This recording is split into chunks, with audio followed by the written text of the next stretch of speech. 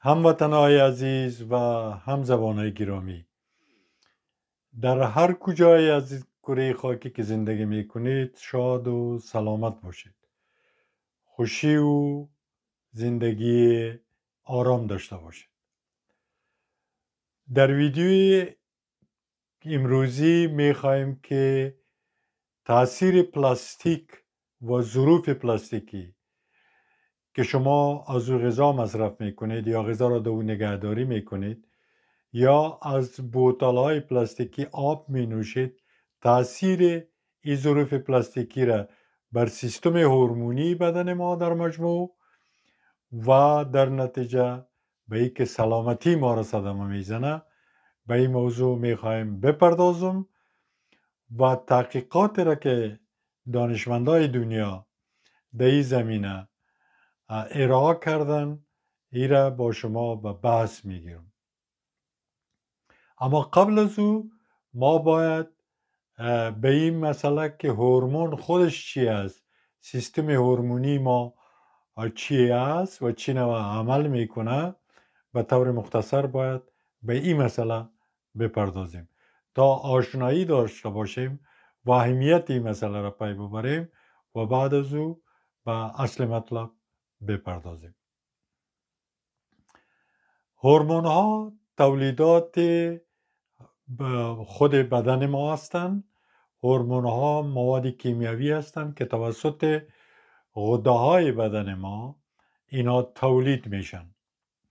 توسط پانکراس یا که در زبان آلمانی برش باوخسپایکلدروزی میگن، توسط تانسلای ما، غدوات تانسلی ما که شیلدروزی به زبان آلمانی برش میگن، توسط غده‌های فوق کلیوی که بالای گرده های ما غدوات کوچکی وجود داره که او را غدوات فوق کلیوی میگن یا در زبان آلمانی برش نبنیرین میگن، و توسط تخمدان های مردانه و زنانه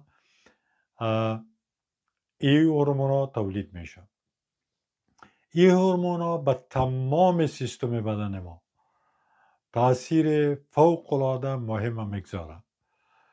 بر سیستم آب بدن ما، بر سیستم نمک در بدن ما، بر سیستم جریان خون، با سیستم متابولیزم که شامل هضم، جذب و دفع مواد غذایی میشه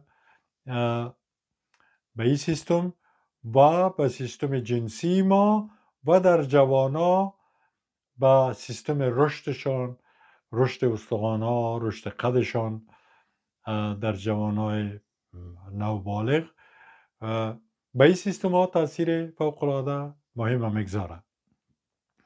هورمون ها پیام رسانه های هستند در واقع بین حجره و بین ارگان پیام رسانی میکنن، انتقالات میکنن، نظر ضرورت ها را انتقال میتن و حالات یک حجره به ارگان و از ارگان به حجره انتقال میشه. این پیام رسانی را هم میکنن. اگر یک هورمون کم یا از اندازه زیاد تولید شود به تمام سیستم هورمونی اثر میگذاره و ضمناً به سلامتی ما تاثیر مستقیم میگذاره. خب همین قدر در مورد سیستم ها. البته در مورد سیستم هورمون ها ما هورمونایی را میشناسیم که به او آشنا هستیم به نامایش، مثلا ملاتونین هورمونی است که خواب ما را تنظیم میکنه. سروتونین، گلوکس هورمون در زبان آلمانی برش میگن، این هورمون حالت روانی ما را، خوشی های ما را، لون و طبیعت ما را تنظیم میکنه. ما هورمون های استرس داریم که در حالات استرس اینا تولید میشه در حالات ترس، در حالات هیجان تولید میشه. مثلا آدرنالین هورمون است، یا کورتیزول این هورمون است که در این حالت تولید میشه. و یا هورمون های جنسی که ما داریم که در حالات روابط جنسی هورمون ها بسیار تاثیرات مهمی داره. و این سیستم هورمونی را ما داریم که در بدن ما، در سلامتی بدن ما نقش مهم داره.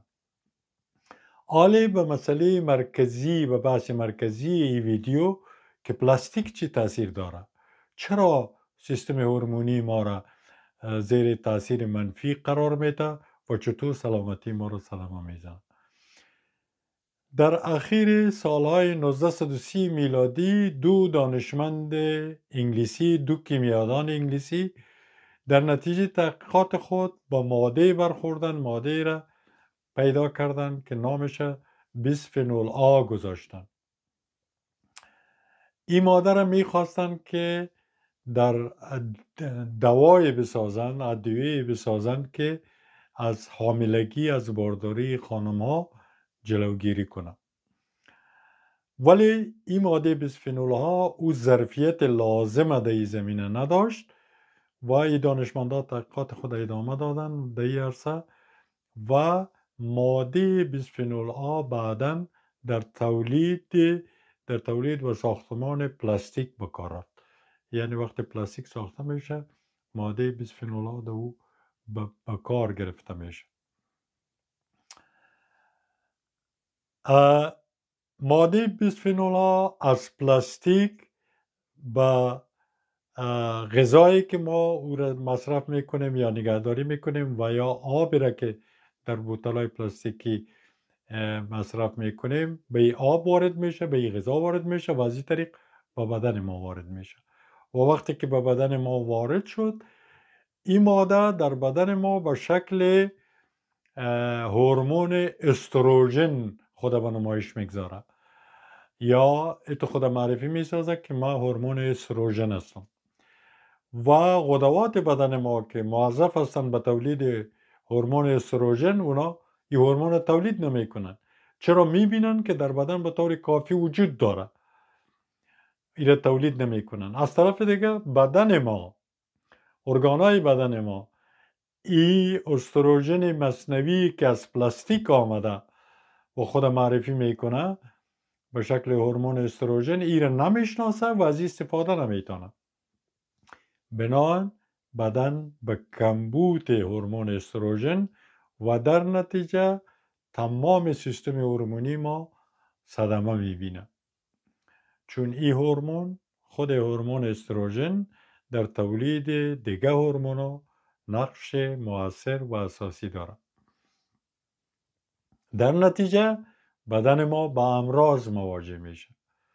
فت لایبیکایت مریضی است که او را چاقی مزمن ما شما در زبان خود ما میگیم.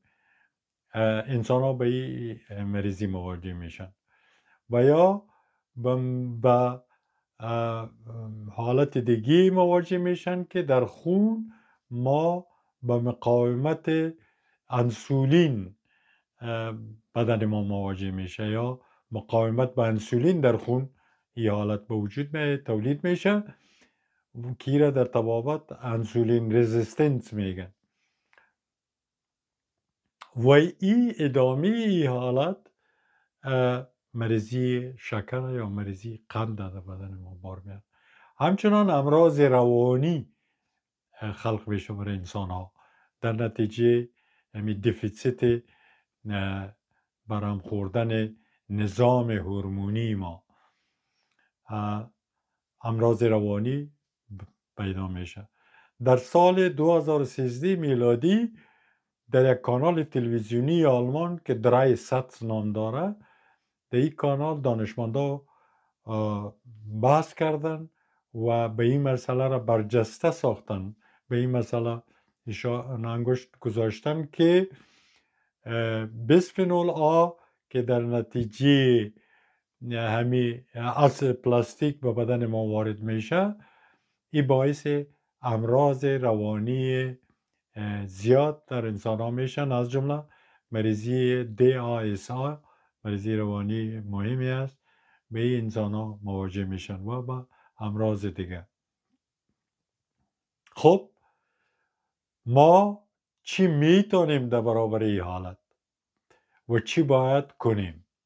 بسیار ساده، تمام ظروف پلاستیکی و تمام بوتلای پلاستیکی را از خانه باید بیرون کنیم و خانواده خود و خود حمایت کنیم، نگهداری کنیم از ظروف پلاستیکی و نگذاریم که یا نخواهیم که از ظروف پلاستیکی استفاده کنیم، بلکه اونا را جاگزین بسازیم به ظروف شیشه‌ای. یعنی هم ظروف خود همه را شیشه‌ای بسازیم، هم بوتل‌های آب خود شیشه‌ای بسازیم. در نتیجه ما یک گام مهمی را برداشتیم، سیستم هورمونی خود حمایت کردیم، نگهداری کردیم از تاثیر پلاستیک و سلامتی خود نگهداری کردیم و این بسیار ضرور است و بسیار آسان است و از شما خواهش میکنم که به این مسئله بپردازین، این مسئله را جدی بگیرین. هموطنان عزیز، هم زبانان، اگر محتوای این ویدیو کوتاه مورد پسند شما آمده باشه، خواهش میکنم که کانال را سابسکرایب کنین، ویدیو را پشتیبانی کنین، با ما انرژی بتین تا ما ویدیوهای دیگه را به خدمت شما بگذاریم و معلومات در عرصه سلامتی در اختیار شما بگذاریم و شما میتونین سوالاتتان به ما بنویسین، به ما طرح کنین. ما به سوالات شما در فرصت مناسب جواب مناسب ارائه میکنم. هموطنان گرامی، وطن ما در شرایط دشواری به سر میبرند. مردم وطن ما بیکار هستند، فقیر هستند و به مشکلات بسیار عدیدی مالی مواجه هستند. کمک به هم وطنا، کمک به مستضعفین وظیفه وجدانی و ایمانی ما شماست. این را فراموش نکنین لطفا. به فقرا و بیچاره ها کمک کنین. از اینکه ویدیو را تا آخر تماشا کردین، از شما یک دنیا ممنون و متشکر هستم. خداحافظ.